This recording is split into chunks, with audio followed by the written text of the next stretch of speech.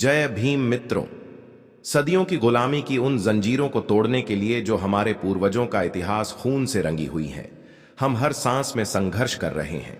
आज जब मैं इस वीडियो के माध्यम से आपसे बात कर रहा हूं, तो मेरी नजरें सिर्फ सतह की उस चमक दमक पर नहीं ठहरती जो दशहरा के नाम पर फैलाई जाती है, बल्कि मैं उस गहरी काली सच्चाई में उतारना चाहता हूं जहां इतिहास की किताबें झूठ की मोटी परतों से ढकी पड़ी हैं।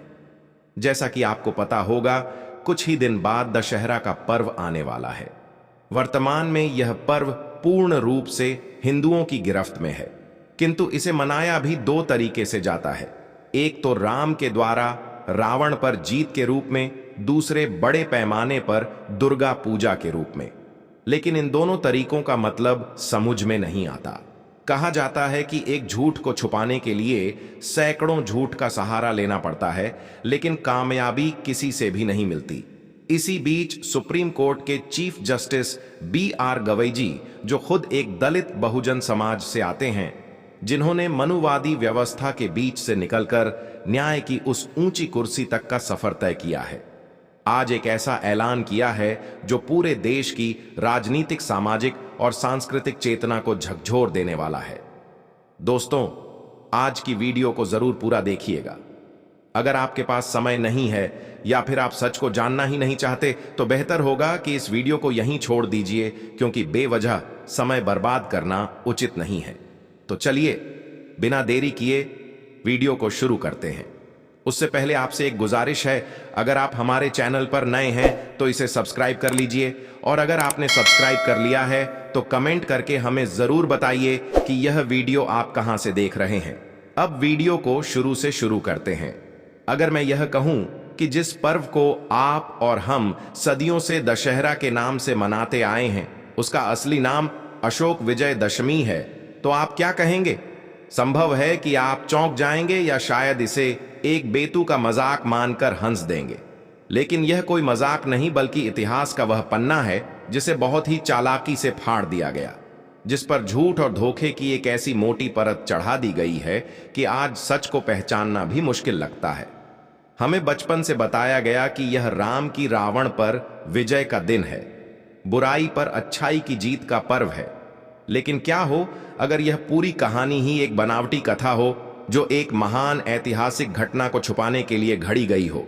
आइए आज हम इतिहास की उन गहराइयों में उतरते हैं और उस सच को खोज निकालते हैं जिसे हमसे हमेशा के लिए छीन लेने की कोशिश की गई। सम्राट अशोक और कलिंग का वो भयानक युद्ध आज से लगभग 2300 साल पहले भारत की धरती पर मौर्य वंश का शासन था। इस वंश में एक ऐसा सम्राट हुआ जिसके जैसा पराक्रमी और महत्वाकांक्षी शायद ही कोई दूसरा रहा हो, सम्राट अशोक। अपने शुरुआती दिनों में अशोक अपनी क्रूरता और कठोरता के लिए जाने जाते थे, इसीलिए इतिहास ने उन्हें चंड अशोक यानी भयंकर अशोक का नाम दिया।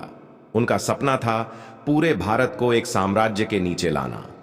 इसी सपने को पूरा करने के लिए उन्होंने अपने जीवन का सबसे बड़ा और सबसे विनाशकारी युद्ध लड़ा, कलिंग का युद्ध। कलिंग, जो आज का ओसा राज्य है, उस समय एक स्वतंत्र और शक्तिशाली गणराज्य था। अशोक उसे किसी भी कीमत पर अपने साम्राज्य में मिलाना चाहते थे। उन्होंने अपनी विशाल सेना के साथ कलिंग पर चढ़ाई कर दी। यह कोई मामूली लड़ाई नहीं थी, यह एक महासंग्राम था। दोनों तरफ से लाखों सैनिक मैदान में उतरे। महीनों तक चले इस युद्ध में खून की नदियां बह गईं। इतिहासकार बताते हैं कि इस युद्ध में 1 लाख से अधिक सैनिक मारे गए और 1.5 लाख से ज्यादा लोगों को बंदी बना लिया गया। कलिंग की धरती लाशों से पट गई थी। हर तरफ बस चीख पुकार और सिसकियां थीं। माओं ने अपने बेटे खोए, पत्नियों ने अपने पति और बच्चों ने अपने पिता। पूरा कलिंग एक विशाल श्मशान में तब्दील हो चुका था।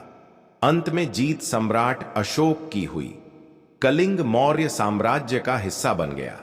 जब अशोक विजय के उल्लास में युद्ध के मैदान का जायजा लेने निकले, तो जो मंजर उन्होंने देखा उसने उनके दिल को भीतर तक दहला दिया।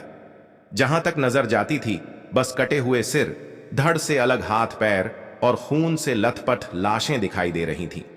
विधवाओं का विलाप और अनाथ बच्चों की सिसकियां उनके कानों में पिघले हुए शीशे की तरह उतर रही थी।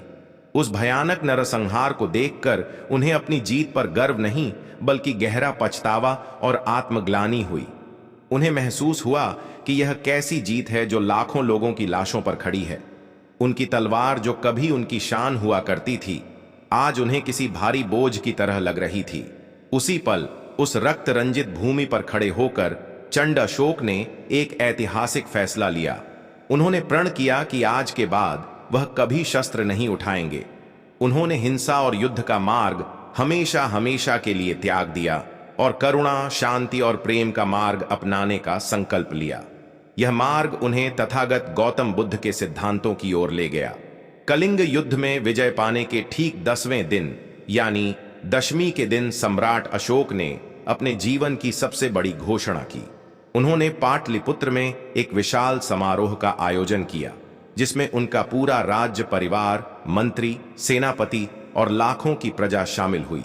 उसी दिन सम्राट अशोक ने विधिवत रूप से बौद्ध धर्म की दीक्षा ली। उन्होंने अपने सभी शस्त्रों को त्याग दिया और शांति का संकल्प लिया। यह केवल एक व्यक्ति का धर्म परिवर्तन नहीं था, यह एक साम्राज्य की नीति का परिवर्तन था। यह उस दिन की याद थी जब एक विजेता सम्राट ने युद्ध की विजय को नहीं बल्कि अपनी अंतरात्मा की आवाज को चुना। यह हिंसा पर अहिंसा की जीत थी, नफरत पर प्रेम की जीत थी और शस्त्र पर शास्त्र की जीत थी। इतिहास में उस दिन को एक महान पर्व के रूप में मनाया गया और उसे नाम दिया गया अशोक विजयदशमी। यह किसी दुश्मन को मारकर मनाया जाने वाला जश्न नहीं था, बल्कि अपने भीतर के दुश्मन यानी क्रोध, घृणा और हिंसा को मारकर मनाया जाने वाला उत्सव था। इस दिन के बाद से मौर्य साम्राज्य में यह परंपरा बन गई। लोग इस दिन को शांति, करुणा और मैत्री के दिवस के रूप में मनाते थे। जगह जगह धर्म की शिक्षा दी जाती थी, गरीबों को दान दिया जाता था और किसी भी प्रकार की हिंसा नहीं की जाती थी। यह भारत के इतिहास का वह सुनहरा दौर था जब एक सम्राट ने अपनी तलवार की ताकत से नहीं बल्कि अपने प्रेम और करुणा से लोगों के दिलों पर राज किया। अब सबसे बड़ा और महत्वपूर्ण सवाल यह उठता है कि जब यह दिन शांति और करुणा का प्रतीक अशोक विजयदशमी था, तो फिर यह रावण दहन और शस्त्र पूजा वाला दशहरा कैसे बन गया? वो कौन सी ताकतें थीं? वह कौन लोग थे जिन्होंने इतिहास के इस सुनहरे पन्ने को पलट करुणा के पर्व को हिंसा और नफरत के जश्न में बदल दिया? इस सवाल का जवाब हमें मौर्य वंश के पतन की कहानी में मिलता है। महान सम्राट अशोक के बाद मौर्य वंश में कुल मिलाकर 10 सम्राट हुए, जिनमें दशरथ मौर्य भी शामिल थे। यह सभी सम्राट बौद्ध धर्म के अनुयायी थे और अशोक की दिखाई शांति और समता की राह पर ही राज चला रहे थे। उनके राज्य में जाति पाति का भेदभाव कम हो गया था और सभी को बराबर का सम्मान मिलता था। बौद्ध विहारों और संघों को राजकीय संरक्षण प्राप्त था। यह बात उस समय की ब्राह्मणवादी और मनुवादी व्यवस्था के ठेकेदारों को बिल्कुल भी पसंद नहीं आ रही थी। उन्हें लग रहा था कि बौद्ध धर्म के प्रभाव के कारण उनकी सत्ता और वर्चस्व खतरे में पड़ गया है। वे मौके की तलाश में थे कि कब मौर्य वंश को जड़ से उखाड़ फेंका जाए और फिर से अपनी वर्ण व्यवस्था आधारित सत्ता स्थापित की जाए। और फिर वह दिन आया। मौर्य वंश के आखिरी सम्राट का नाम था बृहद्रथ। उनके सेनापति का नाम था पुष्यमित्र शुंग। पुष्यमित्र शुंग एक कट्टर ब्राह्मणवादी था और उसे बौद्धों और उनकी समतावादी विचारधारा से सख्त नफरत थी। उसने एक दिन एक घिनौनी साजिश रची। एक दिन जब सम्राट बृहद्रथ अपनी सेना का निरीक्षण कर रहे थे, तो उसी समय उनके अपने ही सेनापति पुष्यमित्र शुंग ने उनकी पीठ में छुरा घोंपकर उनकी हत्या कर दी। इस तरह भारत के सबसे महान और समतावादी राजवंश मौर्य वंश का अंत हो गया। सत्ता में आते ही पुष्यमित्र शुंग ने अपना असली रंग दिखाना शुरू कर दिया। उसने बौद्धों पर भयानक अत्याचार की। ऐतिहासिक ग्रंथ दिव्यावदान के अनुसार पुष्यमित्र शुंग ने घोषणा की थी कि जो कोई उसे एक बौद्ध भिक्षु का सिर लाकर देगा, उसे वह 100 सोने की मुद्राएं देगा।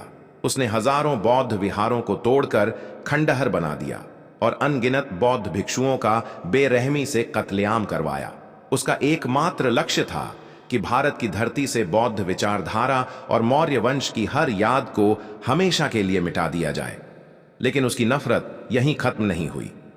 वो मौर्य वंश का सिर्फ नाश ही नहीं बल्कि उनका सार्वजनिक अपमान भी करना चाहता था। उसने मौर्य वंश के उन 10 सम्राटों का अपमान करने के लिए एक शैतानी योजना बनाई जो अशोक के बाद हुए थे।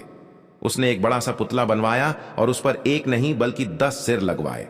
यह 10 सिर मौर्य वंश के उन 10 राजाओं के प्रतीक थे। और फिर उसने ठीक उसी दिन यानी अशोक विजयदशमी के दिन उस 10 सिर वाले पुतले को लाखों लोगों के सामने आग लगाकर जलाया। यह मौर्य सम्राटों का अपमान था, यह बौद्ध विचारधारा का अपमान था, यह सम्राट अशोक की अहिंसा की विरासत का अपमान था। उसने उस दिन को अपनी विजय के रूप में मनाया और धीरे धीरे यही परंपरा आगे चलकर रावण दहन में बदल गई। 10 सिर वाले मौर्य सम्राटों के प्रतीक को 10 सिर वाले रावण की कहानी से जोड़ दिया गया और अशोक विजयदशमी के शांतिपूर्ण पर्व को एक हिंसक जश्न में तब्दील कर दिया गया।